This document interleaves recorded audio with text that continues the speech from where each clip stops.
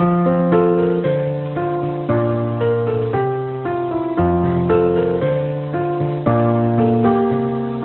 총무국입니다. 네, 수고하십니다. 뭐 하나 여쭤보려고요. 네. 권리당원이고요. 네네. 네, 그 전당대회 때 그 대권 경선 룰이 확정이 됐는지. 전당대회 때 저희 특별당규를 제정을 했고요. 네네. 일부 네. 보도를 보니까 뭐 대의원 45, 뭐 권리당원 40, 여론조사 뭐 10, 일반 당원 5. 예. 그 룰은 방금 말씀하셨던 그 룰은 지난 19대 대선하고 똑같습니다. 그러니까 이번에 대선에서도 똑같은 규정으로 경선 룰로 규정으로, 하겠다. 예. 네, 그 퍼센테이지는 똑같습니다. 2021년도에 대권 그 경선 후보도 이렇게 선출한다. 예. 근데 별로 2022년이죠, 대선은.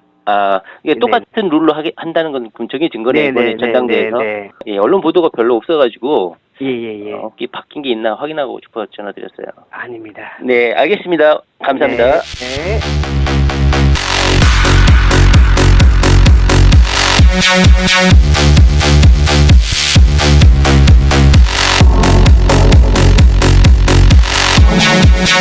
오케이. 네, 잘 지내고 계시죠? 네, 자, 오늘은요, 3분간만 짧게 우리 불쌍한 도민을 위해서 열심히 일하고 계시는 우리 경기도지사, 이재명 도지사 관련해서 생각나는 대로 짧게 한번 제 생각, 마음대로 한번 말씀드려보도록 하겠습니다. 자, 저도 마찬가지고, 여러분들도 마찬가지고, 자, 이재명 도지사가 대법원에서 무죄만 선고되라, 시발, 이재명 도지사가 대법원에서 무죄만 선고되면, 이재명 도지사가 20대 대통령을 되는 거, 20대 대통령이 되는 것은 따놓은 당상이다. 이렇게 확신하고, 거의 뭐, 100%다. 이렇게 확신하신 분들이 대다수였을 거라고 생각합니다. 그러다 보니까 지난 겨울에 살을 내는 추위에 많은 분들이 이재명을 지키기 위해서 그렇게 오프라인에서 그리고 탄원서로 그다음에 응원으로 이렇게 이재명 도지사의 무죄를 위해서 고군분투를 했죠. 그래서 결과론적으로 거의 1년 넘게 2년여 가까운 소송, 사법, 형사, 검찰 조사 모든 절차를 거치고 이재명 도지사가 무죄를 선고받았습니다. 그래서 저는 확신했어요. 이재명에게 달린 모든 의혹, 스캔들, 루머, 가족 간의 분쟁 이런 것들이 다 해소가 됐다. 그리고 최종적인 공선법 절차까지 무죄가 선고됐으니까 이제 이재명이 대통령이 되는 것은 다른 당상이자 이재명이 대통령이 되는 것은 시간 문제야. 왜냐?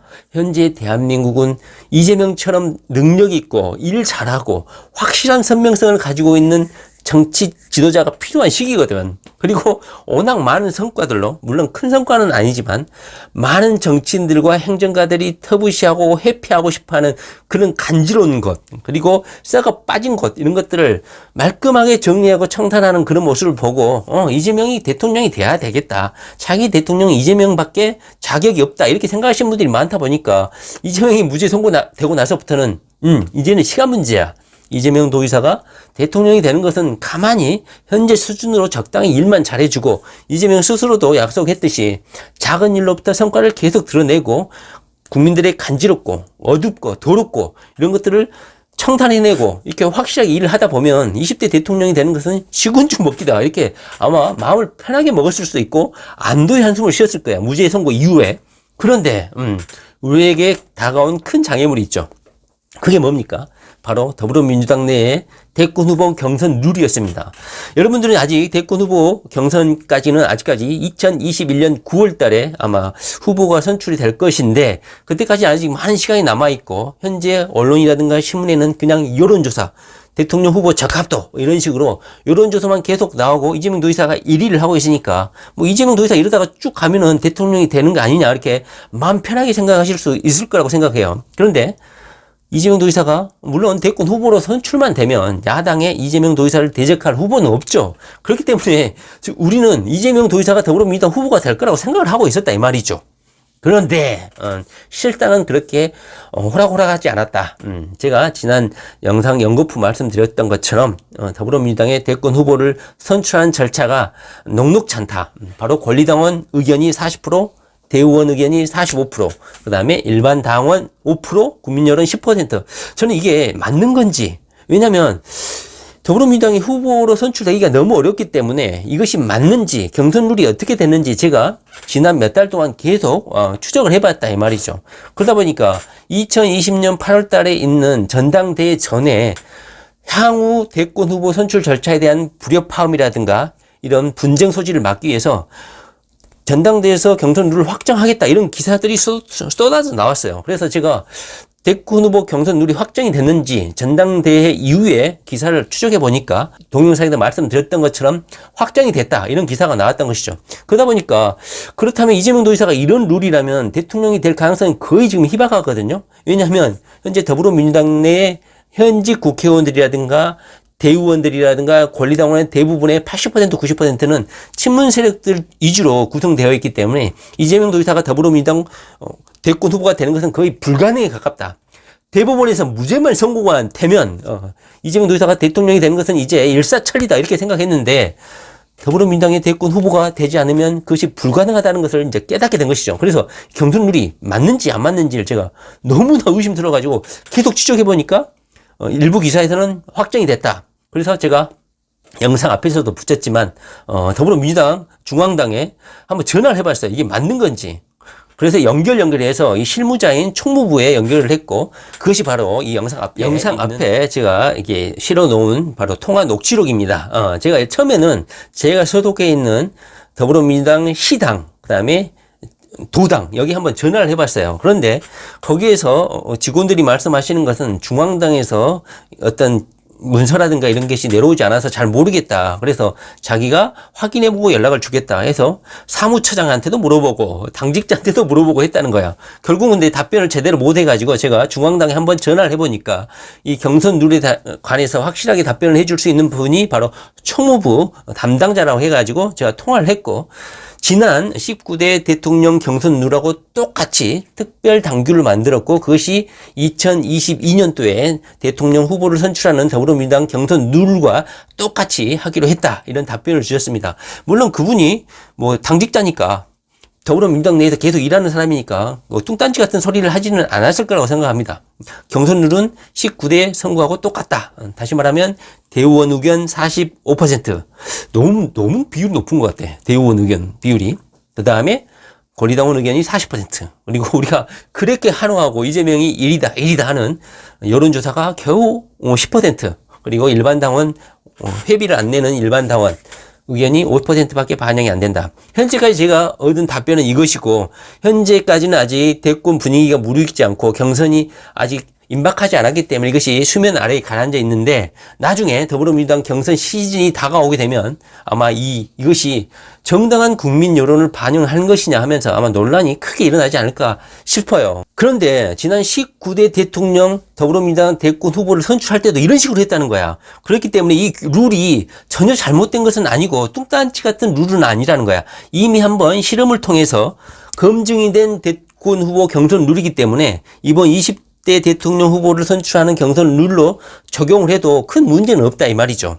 지난 제가 19대 대통령 경선 결과를 한번 쭉 보니까요. 제가 화면 오른쪽에 붙여놓겠지만 그때 당시에 아마 이 선거인단 수가 약 220만 명, 210만 명 정도 되는데 문재인 대통령이 약 100만 표, 거의 50% 이상을 획득을 했고 당시에 안희정 지사가 약 35만 표를 얻어가지고 100만 표는 문재인 대통령 그리고 안희정이 35, 이재명 도지사가 34만 표 이렇게 나눠 가졌다는 거죠. 자, 그렇다면 20대 대통령 더불어민주당 대권 후보를 선출하는 절차도 19대 선거 룰하고 똑같이 진행이 될 텐데 그때하고 비슷할 거야. 이 선거인단 수는 약 200만 명이 될 텐데 그때 당시에는 강력한 후보가 3명이었다 이 말이죠. 문재인, 안희정, 이재명 도지사 이렇게. 그런데 이번 대통령 선거에서는 말이죠. 강력한 대권 후보가 2명뿐이죠. 이재명 도지사, 그 다음에 이낙연, 현재 대표.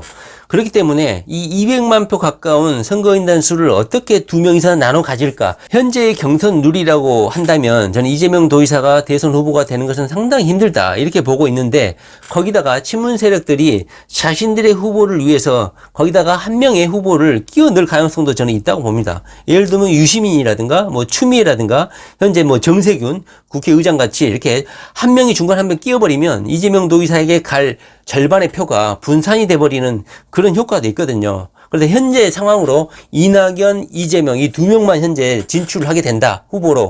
그러면 어떻게 좀 해볼 가능성도 없지 않아 있는데 거기다가 친문 세력에 가까운 후보가 중간에 한 명 끼워버린다. 그러면 표가 3분의 1 또는 4명이 나오면 4분의 1로 분산될 가능성이 있어서 상당히 어렵다. 저는 이렇게 생각을 합니다. 이재명 도지사가 이 경선 룰을 알기 때문에 문재인 대통령 그다음에 더불어민주당 국회의원들하고 이런 친선 관계를 유지하고 약간 이재명 도지사를 응원하시는 분들에게는 탐탁지는 않겠지만 문재인 정부의 성공을 위해서 나름대로 힘을 실어주는 그런 멘트를 할 수밖에 없지 않느냐 하는 생각도 듭니다. 그런데 이재명 도지사가 문재인 정부를 위해서 이렇게 해놓은 멘트들 문재인 정부를 칭찬하거나 응원하거나 이런 서포팅하는 발언들이 엉뚱하고 말도 안 되는 그런 이율 배반적인 발언이냐? 제가 볼 때는 전혀 틀린 말이 하나도 없습니다. 최근에 추미애 법무부 장관이 핸드폰은 비밀번호를 풀게 하는, 다시 말하면 한동훈을 쳐내기 위해서 한동훈의 핸드폰의 비밀번호를 푸는 그런 법안을 마련한다는 그런 말도 안 되는 그런 발언을 했었죠. 아마 이재명 도지사가 추미애의 이런 추진력에 대해서 약간 긍정적으로 평가할 수는 있다고 보지만 어제 있었던 이 핸드폰 비밀번호 푸는 발언, 이 발언은 상당히 제가 보기에는 지금까지 추미애가 쌓아왔던 약간의 긍정적인 이미지를 한 방에 다 깎아먹는 아주 큰 실수를 한 게 아닌가 하는 생각이 듭니다. 전혀 예상할 수 없는 그런 변수긴 하지만 이재명 도지사가 더불어민주당에서 탈당을 해가지고 대권 후보로 나온다. 그러면 더 가능성이 훨씬 더 높을 수도 있습니다. 이재명 도지사가 대권 후보로 될 확률이. 이재명 도지사가 만약에 민주당 내에 나와서 이낙연 국무총리하고 1대1로 붙은다. 또는 야당의 대권 후보 한 명이랑 1대1, 그러니까 3명의 후보로 등장을 한다. 그러면 이재명 도지사가 대통령이 될 가능성도 상당히 높다. 저는 그렇게 생각하는데 현재 이재명 도지사의 의지는 더불어민주당을 현재도 그렇고 앞으로도 탈당할 생각이 전혀 없으신 것 같아가지고 정말로 대권 후보로 선출이 될 수 있을지 현재로서는 상당히 부정적인 상황인 것 같습니다. 이재명 도지사를 더불어민주당의 대권 후보로 살릴 수 있는 방법은 권리당원의 40% 의견을 이재명으로 싹 몰아주는 방법밖에 없는데 그것은 현재로서는 불가능에 가깝다. 저는 그런 생각이 들어서 이재명 도지사의 무죄만을 바라고 그렇게 염원했던 그때의 그 마음들이 현재 많이 좀 상처를 받고 의기소침해져 있지 않는가 하는 생각이 들어서 상당히 좀 괴로운 상태입니다. 여러분들은 어떤 해결 방안을 갖고 있는지 상당히 좀 궁금합니다. 물론 이재명 도지사는 이런 룰을 알고 있기 때문에 경기도지사의 임무를 변함없이 초지일관 성실하게 오늘도 열심히 하고 있는 것 같습니다. 그러나 제 마음은 상당히 좀 안타깝다. 이런 마음을 지울 수가 없는 것 같아요. 자, 이재명 도지사 화이팅 파이어.